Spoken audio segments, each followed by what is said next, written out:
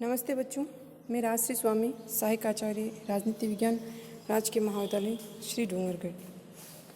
आज हम बीए तृतीय वर्ष की पुस्तक पाश्चात्य राजनीतिक विचारों के तहत प्लेटो के साम्यवाद का अध्ययन करेंगे। जैसा कि हम पहले पढ़ चुके हैं कि प्लेटो एक आदर्शवादी राजनीतिक विचारक थे और इसके लिए उन्होंने आदर्श राज्य और दार्शनिक शासक की स्थापना की थी। और दार्शनिक शासक की स्थापना करने के लिए प्लेटो ने साम्यवाद की कल्पना की है। और ये साम्यवाद का उन्होंने जो वर्णन किया है वो अपनी सबसे प्रसिद्ध पुस्तक रिपब्लिक, उस पुस्तक में इसका विस्तार से वर्णन किया है। अब प्लेटो के साम्यवाद की बात करें तो प्लेटो का साम्यवाद है वो अभिभावक वर्ग पर लागू होता है। अभिभावक वर्ग का तात्पर्य उसमें दो वर्ग शामिल होते हैं, एक तो दार्शनिक वर्ग, एक सैनिक वर्ग, दोनों वर्ग इसमें शामिल होते हैं। तीसरा वर्ग जो उत्पादक वर्ग था उसको प्लेटो ने अभिभावक वर्ग में शामिल न करके अलग उसको वर्ग रखा है। तो उनका जो प्लेटो का साम्यवाद है वो सिर्फ इस दोनों दार्शनिक वर्ग और सैनिक वर्ग के तहत इन्हीं के ऊपर लागू होता है। और प्लेटो का जो साम्यवाद है वो वास्तव में आत्मिक सुधार का एक भौतिक एवं अनुपूरक साधन है, जिसे सर्वप्रथम तथा सर्वाधिक महत्व देते हुए प्लेटो लागू करना चाहता है। ये बात कही है बार्कर ने क्या कहा है कि वास्तव में प्लेटो ने जो साम्यवाद किया है वो साम्यवाद प्लेटो के जो न्याय की स्थापना करना चाहते हैं उसके लिए जो आत्मिक सुधार की आवश्यकता होती है, और उस आत्मिक सुधार की स्थापना करने के लिए उन्होंने इस साम्यवाद की, शिक्षा तथा संपत्ति के साम्यवाद की उन्होंने कल्पना की है। अब प्लेटो के साम्यवाद में उन्होंने आदर्श राज्य के लक्ष्य उन्होंने रखा है, आदर्श राज्य को, और उसकी प्राप्ति के लिए उन्होंने दो साधन बताता है। कौन कौन से साधन है? एक तो शिक्षा और साम्यवाद। शिक्षा और साम्यवाद, प्लेटो का मानना है कि प्लेटो का उद्देश्य एक ऐसे सामाजिक परिवेश का निर्माण करना था जिसमें शासक वर्ग सही ढंग से शासन व्यवस्था का उचित संचालन कर सके। प्लेटो शिक्षा और साम्यवाद को पूरक सिद्धांत मानता है। वास्तव में उनका जो मुख्य सिद्धांत था वो तो आदर्श राज्य और दार्शनिक राजा का सिद्धांत था, और वो दार्शनिक राजा को या दार्शनिक शासन की प्राप्ति के लिए वो पूरक सिद्धांत के रूप में साम्यवाद को स्वीकार करता है। तो साम्यवाद के माध्यम से प्लेटो कहता है कि शिक्षा के माध्यम से जो सद्गुण उत्पन्न किए जा गए हैं वे विपरीत वातावरण में नष्ट हो सकते हैं। उनका मानना है कि जैसे कि प्लेटो चूँकि सुकरात के शिष्य थे और सुकरात ने सद्गुण को न्याय बताया, तो जो न्याय के माध्यम से जो गुण विकसित होते हैं व्यक्ति के अंदर, आत्मा में, तो ऐसा हो सकता है कि यदि कुछ ऐसी परिस्थितियाँ उत्पन्न हो जाए जिससे व्यक्ति की ऐसे संगत में पड़ जाए, ऐसे वातावरण उत्पन्न हो जाए जिससे कि व्यक्ति के जो आंतरिक गुण हैं वो गुण नष्ट हो सकते हैं। और प्लेटो की दृष्टि में परिवार और संपत्ति दो ऐसे तत्व हैं जो अभिभावक वर्ग के अभिभावक वर्ग में क्या शामिल है? सैनिक वर्ग और दार्शनिक वर्ग। तो उनका मानना है प्लेटो का कि परिवार और संपत्ति दो ही ऐसे तत्व हैं जो अभिभावक वर्ग के मार्ग में बाधा उत्पन्न कर सकते हैं। इसलिए प्लेटो साम्यवाद की स्थापना करते हैं, क्योंकि प्लेटो का मानना है कि परिवार के व्यक्ति के लिए परिवार और संपत्ति एक कमजोर कड़ी का कार्य करता है, और व्यक्ति के में यदि कुछ ऐसी बुराइयां उत्पन्न हो जाए और परिवार यदि उसकी कमजोरी बन जाए या संपत्ति उसकी कमजोरी बन जाए तो वो उचित सद्गुण के निर्णय नहीं ले पाता है। इसलिए वो साम्यवाद की बात करते हैं। आगे प्लेटो ये कहते हैं कि साम्यवाद से क्या होता है, क्यों उत्पन्न हुआ? क्योंकि प्लेटो का मानना है कि साम्यवाद के उत्पत्ति का प्रमुख कारण तत्कालिक यूनानी परिस्थितियाँ थी, और उन्होंने देखा था प्लेटो ने कि जो यूनान में परिस्थितियाँ थी उसमें स्पार्टा और एथेंस से छोटे छोटे नगर राज्य थे, वो आपस में लड़ते रहते थे। नगर राज्यों के अंतर्गत भी आपसी सत्ता के लिए संघर्ष होता रहता था, और अधिकतम लोग स्वार्थ की पूर्ति में हमेशा अपने तत्पर रहते थे। तो जो तत्कालिक यूनान की परिस्थितियाँ थी उन परिस्थितियों ने प्लेटो को साम्यवाद की स्थापना करने के लिए प्रेरित किया। इसके अलावा उन्होंने देखा कि जो राजा वर्ग है, जो शासन कर रहा है, वो अविवेकी व्यक्तियों का शासन है, अर्थात जो शासन करने के लिए उचित, योग्य और सद्गुण व्यक्तियों का होना चाहिए, वो व्यक्ति शासन के कार्यों में नहीं लगे हुए थे, जबकि शासक अविवेकी थे और ऐसे थे जो सत्ता के लिए हमेशा लालायित रहते थे। तीसरे उन्होंने बताया कि समाज जो था पुरुष प्रधान समाज था, स्त्रियों की दशा दयनीय थी और स्त्रियों के लिए शिक्षा की भी उत्तम व्यवस्था नहीं थी। तो प्लेटो चाहते थे कि समाज में स्त्रियों को भी समान दर्जा मिले, उनकी भी शिक्षा की व्यवस्था हो। तो उन्होंने स्त्रियों की दयनीय दशा का भी साम्यवाद के लिए उनको प्रेरित किया। ठीक है, आगे थी राज्य की अस्थिरता। चूँकि हमेशा सत्ता के लिए संघर्ष चलता रहता था, इसलिए शासन में अस्थिरता का माहौल रहता था। तो ये जो 5 कारण थे जिनकी वजह से प्लेटो ने साम्यवाद की स्थापना के लिए वो प्रेरित हुए थे। कौन सा कारण था? तत्कालिक यूनानी परिस्थितियाँ, अविवेकी व्यक्तियों का शासन का होना, पुरुष प्रधान समाज का होना, स्त्रियों की दयनीय स्थिति होना और राज्य की अस्थिरता। तो इन सब चीज़ों ने प्लेटो के साम्यवाद की स्थापना करने के लिए प्रेरित किया। अब चूँकि हम पहले पढ़ चुके होंगे, प्लेटो के साम्यवाद का क्षेत्र दार्शनिक वर्ग और सैनिक वर्ग था। तो साम्यवाद के लिए प्लेटो ने जो स्थापना की, उन्होंने दो चीज़ों का उन्होंने शामिल किया साम्यवाद के तहत। एक तो संपत्ति का साम्यवाद और दूसरा है परिवार विषयक साम्यवाद। अर्थात प्लेटो का जो साम्यवाद का पूरक सिद्धांत है, उस सिद्धांत में उन्होंने साम्यवाद के लिए दो जो मुख्य वस्तु हैं उनको चयन किया है। तो उनका मानना है कि साम्यवाद सबसे पहले तो होना चाहिए संपत्ति का, और दूसरा तत्व है जो इसमें साम्यवाद की स्थापना होना चाहिए, वह है परिवार विषयक साम्यवाद। अब हम पढ़ते हैं कि प्लेटो का संपत्ति विषयक साम्यवाद क्या था।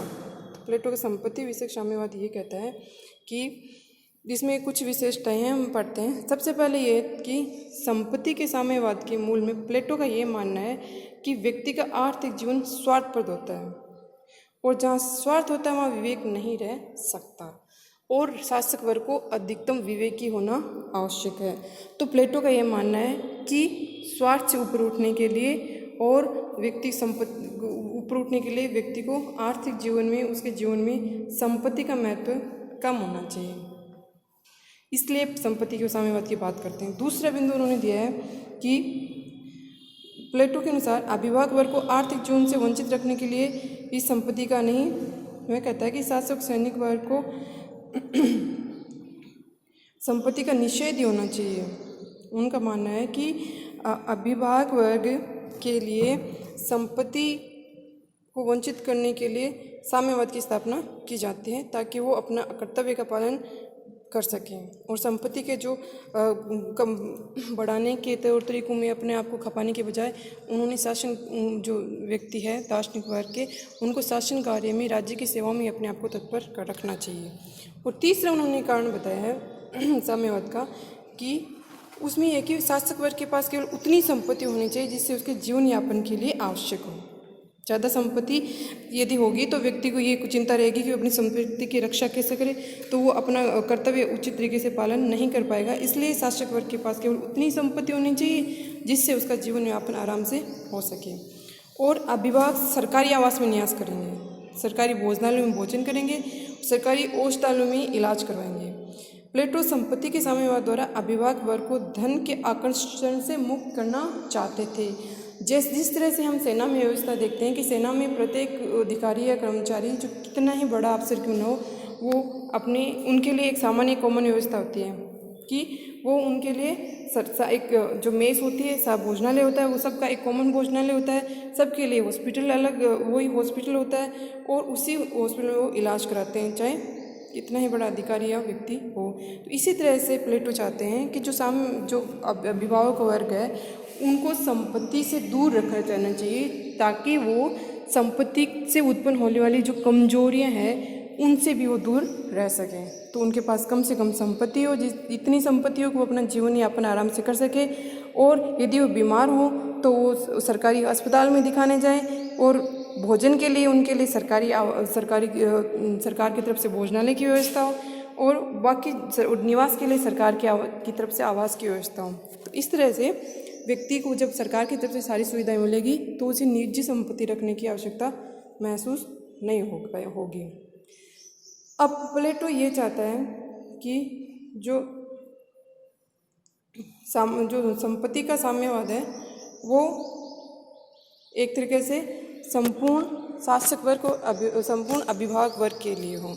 और दूसरा जो साम्यवाद के उन्होंने शामिल किया है वो उन्होंने परिवार विषयक साम्यवाद दिया है। परिवार विषयक साम्यवाद का मतलब है प्लेटो में ये मानता है कि संपत्ति की बातें परिवार या स्त्रियों को भी अभिभावकों के लिए प्रलोभन का कार्य करते हैं और कहता है कि परिवार और संपत्ति दोनों एक दूसरे की पूरक है, तो अभिभावक वर्ग को धनार्जन करने के लिए प्रेरित करती है।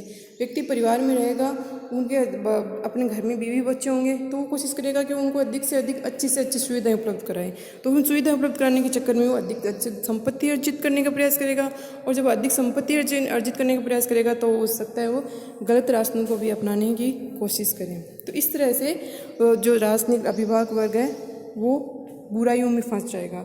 इसलिए प्लेटो ये मानता है कि संपत्ति के साम्यवाद के साथ साथ परिवार का भी साम्यवाद किया जाना चाहिए, ताकि अभिभावक वर्ग है वो निश्चिंत होकर बिना किसी लालच और भय से अपने कर्तव्यों का पालन कर सके। अब प्लेटो आगे कहते हैं कि संरक्षण वर्ग के स्त्री पुरुषों में कोई भी अपना निजी परिवार नहीं बनाएगा, यानी कि कोई किसी की स्त्री या कोई किसी का पुरुष पति या पत्नी नहीं होंगे। स्त्रियां समान रूप से सबकी पत्नियां होगी और संतानें जो उनसे संतान उत्पन्न होगी वो सभी की संतानें होगी।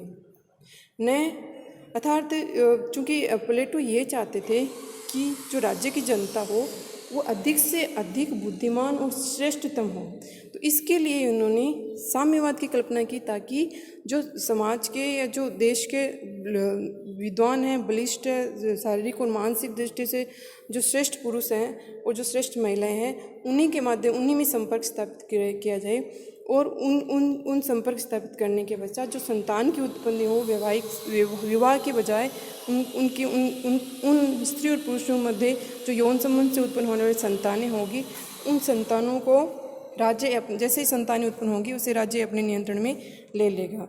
तो जब कोई किसी का स्त्री नहीं होगा, कोई किसी का पुरुष नहीं होगा, सब सामान्य होंगे, सबके लिए होंगे, तो पता नहीं चल पाएगा कि किसकी संतान कौन सी है। अर्थात माता पिता को ये नहीं पता चल पाएगा कि उनकी संतान कौन है, और संतान को ये नहीं पता चल पाएगा कि उनके माता पिता कौन है।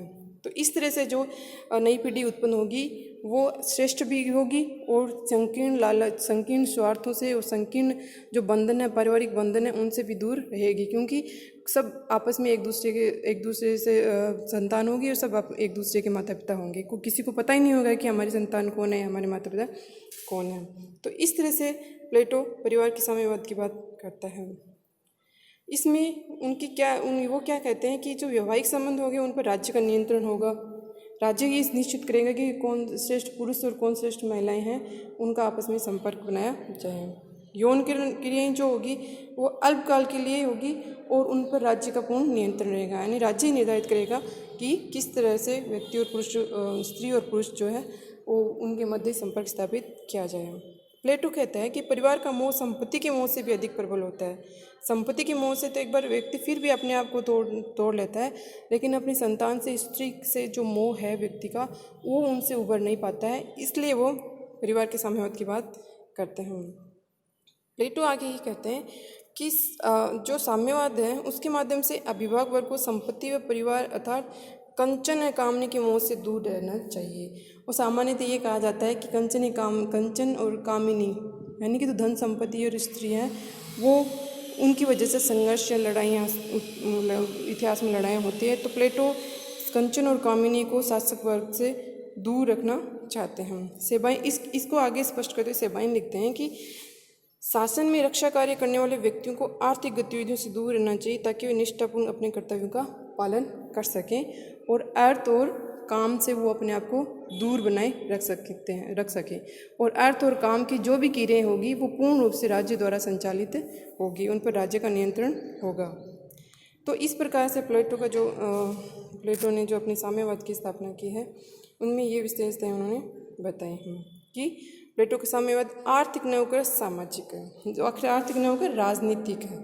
ठीक है, आधुनिक साम्यवाद की जब हम बात करते हैं तो आधुनिक साम्यवाद आर्थिक है, ये शोषक और शोषित के मध्य बंटा हुआ है, कामगार और जो शोषक वर्ग है उनके मध्य बंटा हुआ है। लेकिन जो प्लेटो का साम्यवाद है वो आर्थिक साम्यवाद नहीं है बल्कि ये राजनीतिक साम्यवाद है। इसके माध्यम से प्लेटो श्रेष्ठ जनता और श्रेष्ठ राज्य की स्थापना करने का प्रयास करते हैं। और इसकी विशेषता है कि ये भोग का साम्यवाद नहीं होकर त्याग का साम्यवाद है। ठीक है, क्योंकि आर्थिक जो अर्थ पर आधारित होगा वो भोग पर होगा, जबकि प्लेटो का जो साम्यवाद है वो अर्थ पर आधारित न होकर त्याग पर आधारित साम्यवाद है। और प्लेटो का साम्यवाद केवल अभिभावक वर्ग पर लागू होता है। जो सामान्य जनता होती है, नीचे की जनता होती है, उत्पादक वर्ग होता है, उसको जो अधिक जनसंख्या होती है उसके तहत उसको प्लेटो साम्यवाद में शामिल नहीं करता। वो सिर्फ शासक वर्ग यानी कि सिर्फ अभिभावक वर्ग जिसमें सैनिक और दार्शनिक वर्ग आता है उन्हीं के ऊपर साम्यवाद को लागू करता है। चौथी विशेषता ये है कि ये नागरिकों के लिए न होकर शासक वर्ग के लिए है और इसका उद्देश्य राजनीतिक है, ना कि आर्थिक है। ठीक है, अब हमने प्लेटो के साम्यवाद के बारे में इसके सामान्य विशेषताएं पढ़ी है और किस तरह से ये लागू करता है। तो इसकी भी आलोचना, प्लेटो के साम्यवाद की भी आलोचनाएं कई विद्वानों के द्वारा की जाती है, जिनमें मुख्य आलोचना ये कि ये एक पूर्ण साम्यवाद नहीं होकर अर्ध साम्यवाद है, क्योंकि प्लेटो इसके अंदर अपने पूरे राज्य को शामिल नहीं करता है बल्कि सिर्फ अभिभावक वर्ग को शामिल करता है। और इसके तहत भी वह सिर्फ दो ही वस्तुओं को शामिल करता है, चीज़ों को शामिल करता है, संपत्ति और परिवार। बाकी को साम्यवाद में शामिल नहीं करता है, इसलिए प्लेटो का ये साम्यवाद अर्ध साम्यवाद माना जाता है।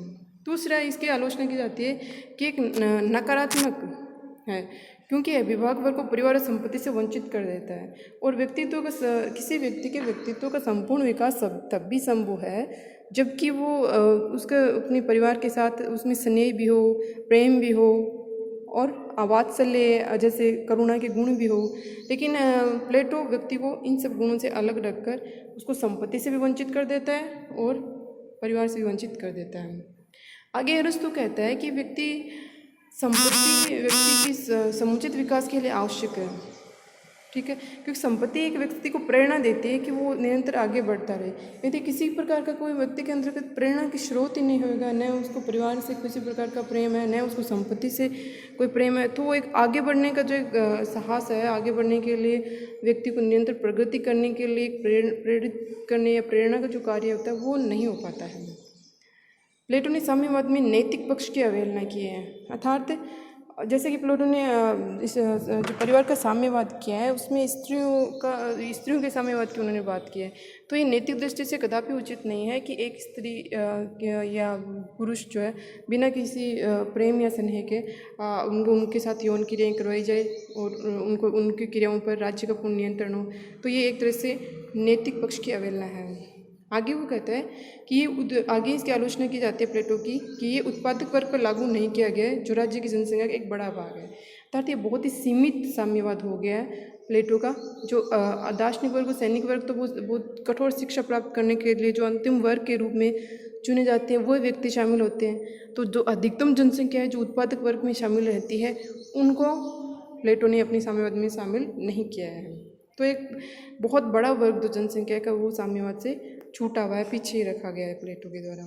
अगली आलोचना है कि प्लेटो का साम्यवाद राज्य को दो वर्गों में बांट देता है जिससे राज्य में एकता नहीं रह पाती है, जबकि प्लेटो तो खुद ही राज्य में न्याय की स्थापना करना चाहता है जिसमें सब मिलजुल कर रहें आपस में और एक सद्गुण की स्थापना करें, मानव आत्मा के तीनों गुणों के माध्यम से हस्तक्षेप से वो अपने अपने कार्य करें। तो इस तरह से साम्यवाद के माध्यम से तो प्लेटो अपने ही सिद्धांत की अवहेलना कर देता है और राज्य को टुकड़ों में, नागरिकों को टुकड़ों में बांट देता है।